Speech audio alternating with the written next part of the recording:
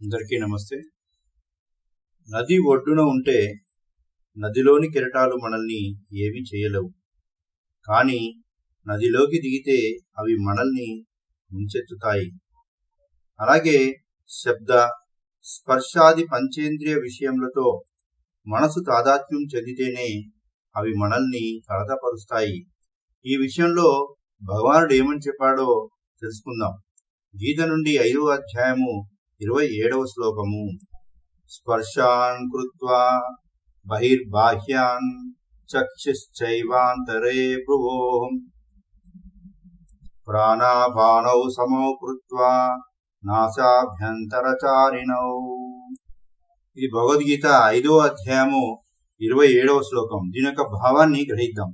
శబ్ద స్పర్శాది బాహ్య ఇంద్రియ విషయాలను బయట నుంచి బయటకే నెట్టివేసి ధ్యాసను భ్రూమధ్యలో నిలిపి నాసికారంధ్రాల ద్వారా చలిస్తున్న ప్రాణ అపాన వాయువులను సమానంగా చూడాలి.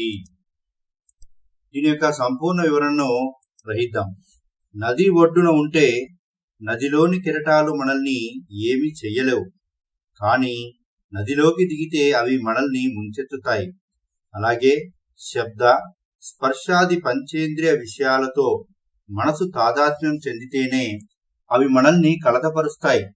బాహ్య ప్రపంచంతో సంబంధం కలిగి ఉన్న వాటిని బయట నుండి బయటికి పంపించేసేయాలి. అంతర ప్రపంచంలోనికి రానియకూడదు. అటు ఇటు దిక్కులు చూస్తే మనసు ఇంద్రియాల వెంట పరుగులు తీస్తుంది. కనుక కళ్ళు రెండు మూసుకోవాలి. తరువాత నాసికాగ్రం మీద దృష్టిని నిలపాలి. నాసికాగ్రం అంటే 2 కనుబొమ్మల మధ్య గల భూమధ్యం. అంతేగాని ముక్కు పుటల దగ్గర చివరి భాగం కాదు. దృష్టిని అంటే అంతరదృష్టిని, ధ్యాసను భూమధ్యలో నిలిపి ఉంచాలి.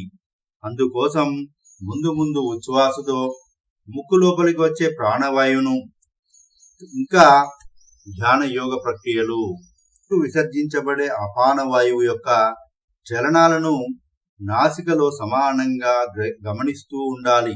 అంటే నిరంతరంగా మనలో కొనసాగే శ్వాసక్రియను గమనిస్తూ ఉండాలి. అలా చేస్తూ ఉంటే శ్వాస తనంతట తాను చిన్నదిగా అయిపోతూ స్వయంగా భూమధ్యలోకి చేరుకుంటుంది. తద్వారా మనస్సు నెమ్మదిగా ప్రశాంత స్థితికి, పరంపరగా శూన్య స్థితికి అత్యంత సహజంగానే చేరుకుంటుంది. శ్వాస తనంతట తాను భూమధ్యంలోకి చేరే విధానమే ఆనాపానసతి. తద్వారా మనసు నెమ్మదిగా ప్రశాంత స్థితికి, శ్వాస మీద ధ్యానం ఉంచడం ద్వారా ఆ శ్వాస అనేది క్రమక్రమంగా నెమ్మదించి మనసు శాంతించి ఆ శ్వాస భూమధ్యలో స్థితమవుతుంది. తద్వారా మనసు నెమ్మదిగా ప్రశాంత స్థితికి, పరంపరగా శూన్య స్థితికి చేరుకుంటుంది. అత్యంత సహజంగానే మరి శూన్య స్థితికి చేరిన మనసు ఆత్మజ్ఞానాన్ని మనము పొందగలుగుతాము. మరి ఇంత గొప్ప జ్ఞానాన్ని అందించిన శ్రీకృష్ణ పరమాత్మకి, వేద వ్యాసుల వారికి, గణపతి భగవానుడికి, వివరణ ఇచ్చిన బ్రహ్మర్షి పత్రిజీకి, గురువులకి, గురు పరంపరకి అందరికీ నమస్కరిస్తూ థ్యాంక్ యూ.